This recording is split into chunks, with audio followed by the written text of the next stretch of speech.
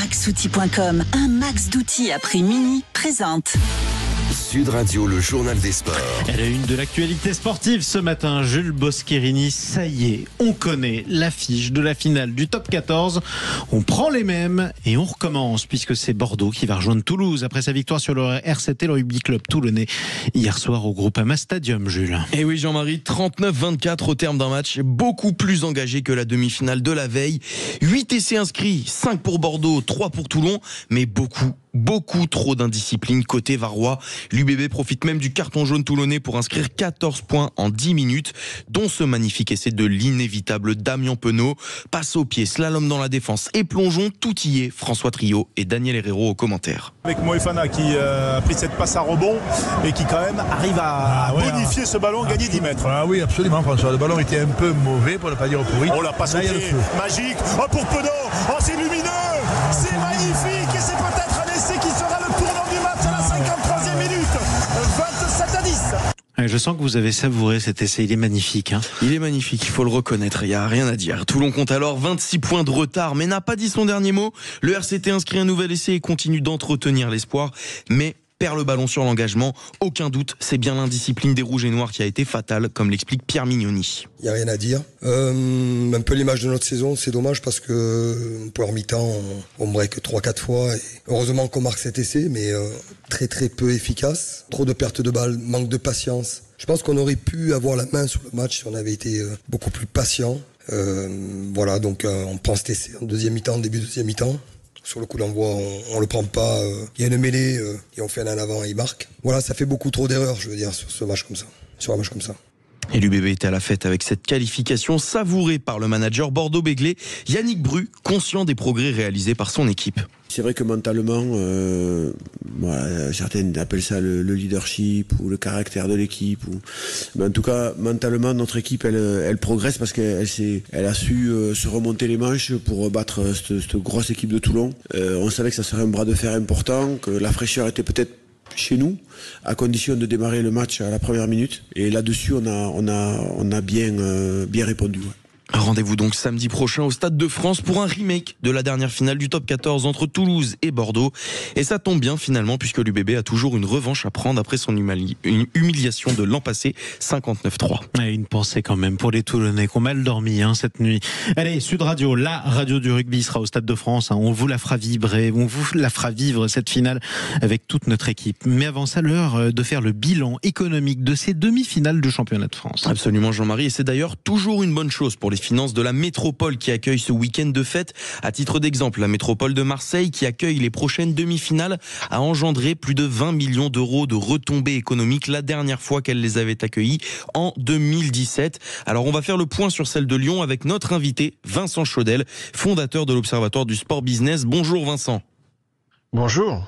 Alors il est peut-être encore un petit peu tôt, mais au lendemain des demi-finales du top 14, quelles sont les retombées économiques pour la métropole de Lyon ?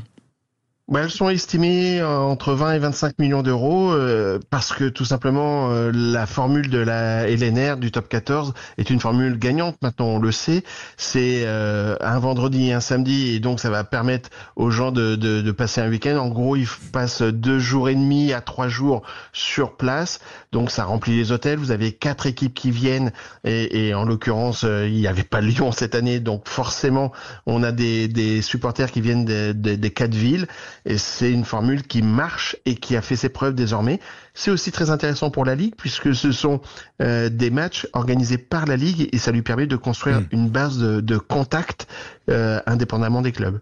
Oui, et concrètement, qu'est-ce qui fait que ça rapporte autant ? Eh bien, vous avez forcément l'hôtellerie. Vous avez sur 2 rencontres, vous avez en gros 120 000 billets. Donc, et l'essentiel sont des billets, des spectateurs qui viennent, qui se déplacent, qui ne sont pas des locaux et qui vont rester sur place. Donc, ils vont consommer, ils vont avoir les hôtels, ils vont bien évidemment consommer dans le stade, mais aussi en dehors du stade. C'est un boost touristique et c'est pour ça qu'aujourd'hui, des villes qui disposent d'un grand stade, parce que c'est un enjeu majeur. Il faut avoir un stade d'au moins 50 000 places, pardon. C'est une clé et pour ça, eh bien, vous avez pas tant de villes que ça capables de les accueillir. Il y a bien évidemment Bordeaux, il y a Lyon, il y a Marseille, et puis peut-être même aller de l'autre côté des Pyrénées, comme le rugby a su déjà le faire. Oui, notamment à Barcelone ou à Bilbao, souvent pour les Basques ou les Catalans. Merci beaucoup Vincent Chaudel, fondateur de l'Observatoire du Sport Business. Merci à vous. Je précise que Sud Radio était ravi de vous la faire vivre dans cette opération spéciale depuis Lyon en direct hier et avant-hier, notamment hier en direct des Halles Paul Bocuse de Lyon avec toute l'équipe et notamment François Trio. On passe maintenant au basket, mon cher Jules. Et oui, Jean-Marie, match 4 entre Paris et Monaco dans la finale de la Betclic Elite qui continue aujourd'hui. Les Parisiens mènent 2-1 et peuvent décrocher le premier titre de champion de France de leur histoire en cas de succès sur le parquet monégasque.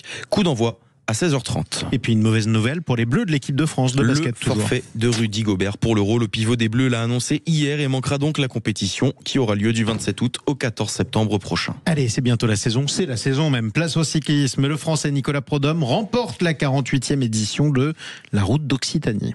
Et oui, le coureur de l'équipe Décathlon AG2R compte désormais 4 succès en 2025. À 28 ans, Nicolas Prodhomme explose enfin au plus haut niveau. Alors comment expliquer cette ascension tardive? Toutes les explications avec vous, Théo Ampillac. Oui, ça fait 4 ans que Nicolas Prodhomme est passé professionnel et il n'avait jamais levé les bras avant sa victoire fin avril sur la dernière étape du Tour des Alpes. Depuis ce jour-là, depuis 2 mois, tout s'enchaîne. Victoire d'étape sur le Giro, victoire vendredi sur l'étape reine de la Route d'Occitanie et maintenant il s'adjuge le classement général de l'épreuve. Le grimpeur normand devient le premier Français à s'imposer sur la Route d'Occitanie depuis un certain Thomas Vauclair en 2013. Il est même à ce jour l'un des coureurs français les plus prolifiques sur route cette saison. Dans une interview accordée aux médias Cyclisme Actu, il revient sur sa progression fulgurante. Il nous dit « Ma carrière a pris un nouveau tournant depuis quelques semaines, c'est exceptionnel. Ces victoires sur le Tour des Alpes et au Giro m'ont apporté beaucoup de confiance, bien sûr, mais je sens aussi que j'ai progressé physiquement. Mon rôle dans l'équipe a évolué, je suis davantage écouté et ça, c'est très très positif. En pleine confiance donc dans les jambes et dans la tête, Nicolas Prodhomme va enchaîner avec les championnats de France la semaine prochaine et pourquoi pas le voir sur Tour de France, hein, oui. Pourquoi pas, ça serait une très très belle récompense pour lui. Sur le Tour de France, comme vous dites, avec votre accent, effectivement. Merci mon Théo Ampillac. Merci à vous, Jules Boscherini. Allez, vous allez vous en remettre de cette défaite du RCT, je pense quand même. C'est pas grave, ça arrive.